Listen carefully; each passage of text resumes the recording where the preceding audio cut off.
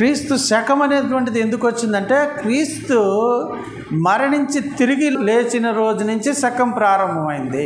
ఆ రోజుకు గొప్పతనం ఆపాదించాడు దేవుడు. యేసుక్రీస్తు ప్రభువారు తిరిగి లేచిన రోజు నుంచి ఆ రోజుని ప్రత్యేకించాడు.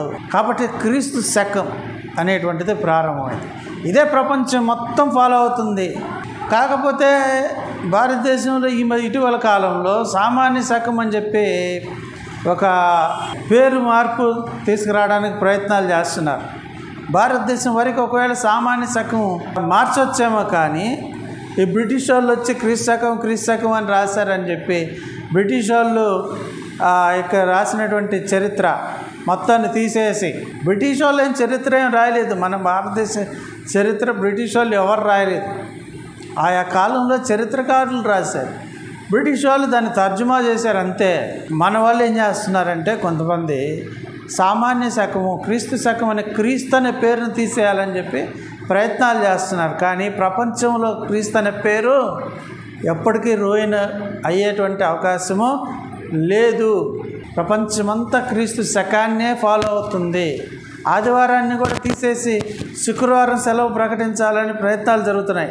అలా జరిగిందంటే జరిగిద్దా? అసలు జరిగే అవకాశాలు ఉంటాయా? ఎందుకని జరగవు చెప్పండి?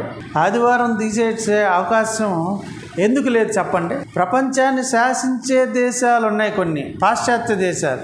ఇప్పుడు వాటి గురించి మాట్లాడితే వాటిని పొగుడుతున్నామని అంటారు. నేనేం పొగట్టంలా.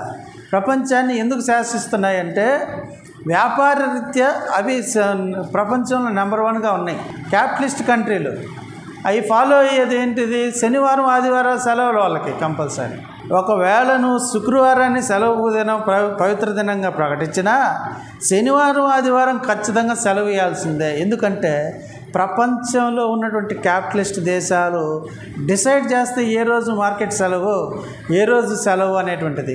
మార్కెట్ సెలవు రోజే నీకు సెలవు, అది లెక్క.